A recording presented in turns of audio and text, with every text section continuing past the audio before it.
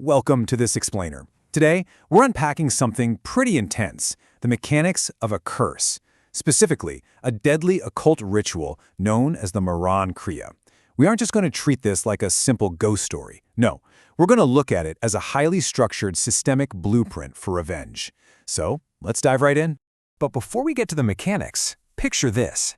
You are Ankit. You're a young, incredibly successful doctor. It's late, you're sitting alone in your room, just typing away on your laptop. Your parents are out of town, so the house is dead silent. Then, the power suddenly cuts out. Pitch black. You grab your phone, flick on the flashlight, and cautiously step out into the dark hallway.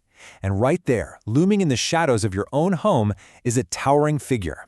The only thing you can clearly make out are two glowing red eyes staring straight into yours. Your heart absolutely stops. Is it an intruder? Or is it something far, far worse? Keep that feeling of sheer panic in your mind, because to figure out exactly what is hunting Ankit, we have to trace back the chilling chain of events that actually summoned it. Okay, so let's hit pause and rewind time a bit. The origin of this entire nightmare, it actually doesn't start with Ankit at all. It starts in a rural village that had, for all intents and purposes, turned into a living graveyard. We're talking livestock mysteriously dying off, healthy family members suddenly dropping dead from totally unexplained illnesses. Total panic. Paranoia spreading like wildfire. And, as often happens when a community is completely gripped by fear, they start desperately looking for a scapegoat. The villagers eventually pointed their fingers at a marginalized older woman named Lolita. They were absolutely convinced she was a witch practicing dark magic. Things escalated fast, and one evening a furious mob, led by the village head, violently broke into her small hut to execute her. Now, this brutal attack is what birthed the vendetta. During the mob's assault, Lolita actually fought back. She began choking the village head using these terrifying unseen forces. But just then, an old, wandering tantric burst through the door, threw blessed water on her, and managed to weaken her magic. Taking full advantage of that, the angry villagers burned her house completely to the ground, leaving her with absolutely nothing. But as she fled the ashes of her old life, she screamed out this incredibly chilling promise: "I will return and become the death of this village." She survived the night, sure, but her heart was now completely blackened by this all-consuming thirst for vengeance. Fast forward a few years, and this vendetta finally finds its psychological trigger. Enter Ankit. He's vibrant, he's full of life, and he actually just passed his MBBS exams to become a senior doctor. He is on top of the world, celebrating this bright, limitless future with his friends. But then, on the complete flip side, we have Anuj. Anuj is Lolita's son. He's 38 years old, physically incredibly frail, plagued by a severe chronic illness, and entirely bedridden. His dreams, completely unfulfilled. The stark contrast here, the sheer unfairness of life, is just agonizing. When Lolita looks at Ankit's overflowing joy, it acts like a twisted mirror, reflecting her own son's tragic, decaying existence right back at her. So let's look at how this boils over on one incredibly fateful day. At noon, Ankit is out celebrating his new medical degree, but he notices his old friend Anuj isn't there. So he decides, hey, I'm gonna go surprise him.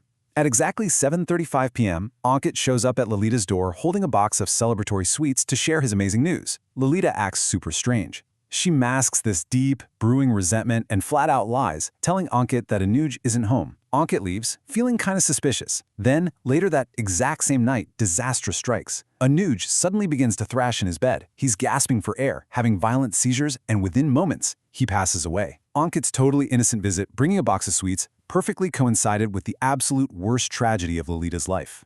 In that specific moment, her profound grief metastasizes into lethal poison. Lolita's mind just snaps. She takes that box of sweets Ankit brought over and hurls it to the ground in a blind rage. In her broken, grieving mind, Ankit's success is somehow directly responsible for her son's failure. Later at the cremation ground, as Anuj's funeral pyre is burning, Ankit is standing there, head bowed in genuine respect and grief. But Lolita? She isn't mourning anymore. She is glaring at him with pure, venomous hatred. Right there, surrounded by the ashes of her only son, she makes a silent, terrifying vow. She is going to make Ankit's parents weep in the exact same agonizing way she is weeping right now. To actually pull this off, she tracks down that mysterious tantric we mentioned earlier, who introduces her to the Maran Kriya. Now, in occult lore, you have to understand, this isn't just your standard run-of-the-mill hex. It is widely considered the absolute deadliest tantric ritual out there. It explicitly demands a blood sacrifice and is engineered to cause an agonizing, highly painful death. But, and this is a massive catch, it carries an extreme, deadly risk for the person casting it. If it's executed improperly, or if even a single rule is broken, the curse will violently reverse and destroy the caster instead. It's essentially an unguided magical missile. But honestly, Lolita is so far gone, she doesn't even care about the risk. She just wants Ankit to suffer. Let's walk through the strict mechanics of this midnight ritual, because it's pretty wild. Step 1. She has to arrive completely alone at the cremation ground at exactly midnight. Step 2. Once the ritual starts, she can never, ever look back no matter what she hears behind her. Step 3. The tantric sacrifices a live rooster with a sickle, offering its blood to a fire that has actually turned this supernatural glowing blue color. And finally, step 4. They take a photo of Ankit, a lock of hair Lolita managed to steal from him, some lemons, chilies, and ashes, and they bind all of it tightly inside a black earthen pot, using a red cloth and amulets. But remember, a curse of this magnitude has rules. Dealing with dark forces comes with some serious, deadly fine print. The tantric hands her this heavy, cursed pot and gives her these absolute, non-negotiable warnings. First, she has to bury the spellbound pot in the empty dirt right behind Ankit's house. Second, she must ensure that absolutely no one witnesses this burial. If even a single pair of eyes spots her, the magic will instantly reverse and kill her on the spot. And lastly, she has to pack up, leave the city immediately, and literally not return until she gets the news that Ankit is dead. Which brings us to the very next night, right at 11:35 p.m. You can practically feel the tension in the air. The streets are completely dead silent. Lolita is creeping through these dark, narrow alleys, making her way straight to the back of Ankit's house. In her left hand, she's gripping a spade. In her right, she's lugging that heavy, cursed black pot. She is hyper-aware of every single shadow, terrified that someone might just glance out a window and trigger that fatal reversal. She drops to her knees in the loose dirt and frantically begins digging a 2-foot-deep hole. But as she's lowering the pot into the earth, a terrifying, seemingly minor detail happens. As she reaches her hand into the dirt, a sharp thorn violently pricks her finger. Drops of her own warm blood spill directly onto the cursed vessel just seconds before she buries it. Now, in the mechanics of the occult, blood is the ultimate binding agent. By accidentally spilling her own life force onto this dark magic, she essentially locks the curse in place. She feeds it. She completely seals its violent, awakened energy. She quickly covers the hole, levels out the dirt so no one notices, and flees the city before sunrise. And guess what? The curse does exactly what it was programmed to do.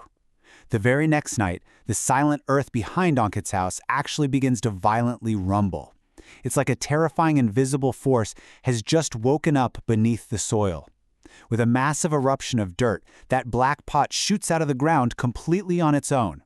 Propelled entirely by the dark, furious energy of the Maran Kriya, the vessel goes flying through the air, heading straight toward Ankit's front door.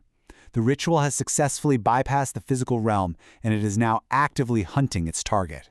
Which loops us right back to that chilling scenario from the beginning. Ankit is inside, he's just typing away on his laptop. The power dies, he walks out in that dark hallway with his flashlight, and boom, he's met with those glowing, menacing red eyes. He thought he was perfectly safe, home alone, but a curse really doesn't care about locked doors. We've just mapped out the tragic origins, the precise mechanics of the ritual, and the sheer unstoppable force of this dark folklore. So I'll leave you with this final thought to chew on. When a ritual this dark and this volatile is set into motion, and the toll is demanded in blood, who truly pays the ultimate price? Thanks for exploring this explainer with me today. Keep asking questions and keep unpacking the mysteries around you.